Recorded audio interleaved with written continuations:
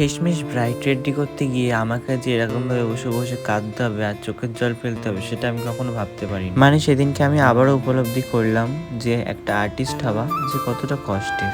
আর এরকমভাবে সারা সময়টা চোখের জল ফেলতে ফেলতে মনের কষ্ট আর কি বল। তারপরেও যে কি করে আমি ব্রাইডকে রেডি করেছিলাম চলো তোমাদের সঙ্গে শেয়ার করি। তো ডেটটা ছিল 30শে জুন, আমার ছিল আজকে মুসলিম ব্রাইড। এই ব্রাইডের গায়ে হলুদের ভিডিও তোমরা আগেও দেখেছো, আর আগের সেই ভিডিওতে বলেছি যে এই কদিন আমার প্রতি কি পরিমাণে যে চাপ যাচ্ছে, তার মধ্যে কালকে আবার আমার এক্সাম আছে। গতকাল প্রায় রাত 3:30 পর্যন্ত কাজ করার পরে আমি শুয়েছি যখন, তারপরে আবার 5টায় উঠে চলে এসেছি 6টার মধ্যে ব্রাইড এসে। আমার এত ঘুম পাচ্ছিল যে একটু শুয়ে পড়েছিলাম। তো এখানে আমাকে দেখাচ্ছিল কি কি জুয়েলারি কিনেছে সেইগুলো, তারপরে চলে গেছিলাম ব্রাইডের ভেন্যুতে, যেহেতু ব্রাইড এখানেই রেডি হবে। আর আজকে আমি একাই কাজ করছি, পিঙ্কিদি ছিল না। একা একা কাজ করা মানে বুঝতে পারছো কতটা। এখানে এসে এতক্ষণ ধরে মজা করার পরে, এত সুন্দর সুন্দর ভিউ দেখার পরেও আমি ভাবতে পারিনি পরবর্তীতে আমার ভাগ্যে ঠিক এতটা খারাপ কিছু লেখা রয়েছে। আমি বুঝতেই পারিনি যে আমাকে পরবর্তীতে এরকম ভাবে কান্নাকাটি করতে হবে। আজকে আমার ব্রাইডে দেখতে পাচ্ছি স্কিনটা কত সুন্দর, একটা গ্লাস ফিনিশ ব্যাপার আছে স্কিনের মধ্যে। তার মধ্যে করেছিল ফেসিয়াল কিছুদিন আগে, তার জন্য আরো বেশি রেজাল্ট দিচ্ছে। তো রেকমেন্ডেশন ছিল একদম সিম্পল স্যাটেল সোবার একটা লুক, যাতে নো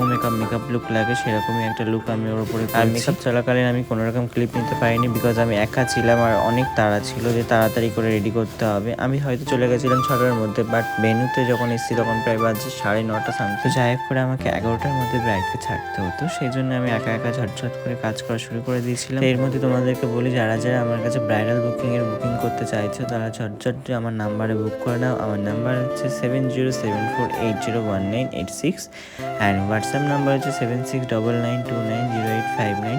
তো ব্রাইডকে রেডি করার পরে আমি ওর পাশে একটু পোজ দিয়ে দিচ্ছিলাম, কারণ আমার ছোট্টবেলার একদম সঙ্গী বললে এক মিথ্যা ভুল হবে না, মানে ছোটবেলার থেকে ওর সঙ্গে ছিলাম। তারপরে ওকে রেডি করার পরে আমার যে শরীর এত পরিমাণে খারাপ হতে লাগলো, মানে হঠাৎ করে জ্বর এসে গা হাত পা ব্যথা করে, মানে কি একটা বিদ্যুৎ অবস্থা হতো। আর আমি বুঝতে পেরেছিলাম এরকমই কিছু একটা আমার সঙ্গে হবে, কারণ আমি এই 2 দিন পুরো টানা স্কুটি নিয়ে ভিজতে ভিজতে আসতে হচ্ছে, কারণ লেট হয়ে গেলে তো হবে না, সেজন্য স্কুটি নিয়ে ভিজতে ভিজতেই আসতে হচ্ছে বাধ্য হয়ে। আর সেই জন্যই অবস্থাটা হয়েছে আমার। তারপরে প্রায় আমি 1.5 ঘন্টা কোনো আমার জ্ঞান ছিল না, আমি ওইভাবে ঘুমিয়ে পড়েছিলাম, কারণ এত শরীর খারাপ লাগছিল, এত মাথা ব্যথা লাগছিল। তারপরে বসে গেছিলাম লাঞ্চ করতে। এখানে হয়তো আমার চুল আর চোখ মুখ দেখে বুঝতে পারবে যে আমি ঠিক কতটা পরিমাণে মানে শরীরটা খারাপ ছিল। তার মধ্যে আমি ঘুম থেকে উঠেছি প্রায় 1.5 ঘন্টা পরে। আবার আমার গায়ে জ্বর ছিল, কিছু খেতে ইচ্ছা করছিল না, বাট সকাল থেকে যেহেতু না খাওয়া, তাই কিছু না খেলে আমার মনে হচ্ছিল শরীরটা ঠিকঠাক হবে না একটু, তাই খেতে লেগে গেল।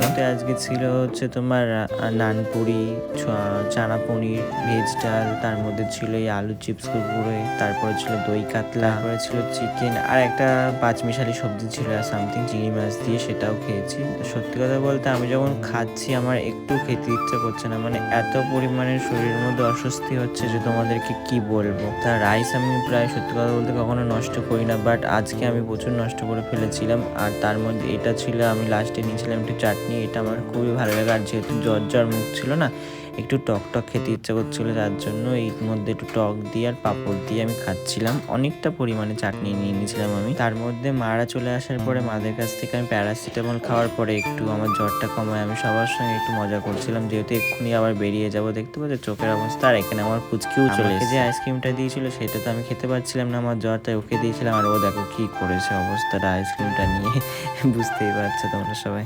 আর এখানে সবাই এসে গেছে, দেখতে পাচ্ছ সবাই মিলে খুব মজা করছে। পুচকি পাচকার দল, তারপরে বড়দের দল, সবাই একসঙ্গে আছে, বেশ মজা করছে। আমার তো বেশ ভালো লাগছিল, তোমরা অবশ্যই বলো। তো এই ক্লিপটা নেওয়া হয়েছিল প্রায় 3 থেকে 4 ঘন্টা পরে। তার মধ্যেও অনেকবার কান্নাকাটিও করে ফেলেছে, যেহেতু ছোট্ট একটা আদরের মেয়ে। এখানে আমি আমার পুচকিটাকে নিয়ে আমার আদর করছিলাম এখানে। তার মধ্যে দেখতে পাচ্ছি সবাই প্রায় চলে যাওয়ার মতো হয়েছে, এবার আমিও বাড়ি চলে যাব, সেই জন্য সবাইকে টাটা বলে বেরিয়ে যাচ্ছি। তো আজকের ভেন্যুটা আমার খুবই পছন্দ হয়েছে, কারণ খুব সুন্দর একটা পরিবেশ ছিল। তো দেখা যাচ্ছে, চলো নেক্সট ভিডিও, টাটা সবাইকে।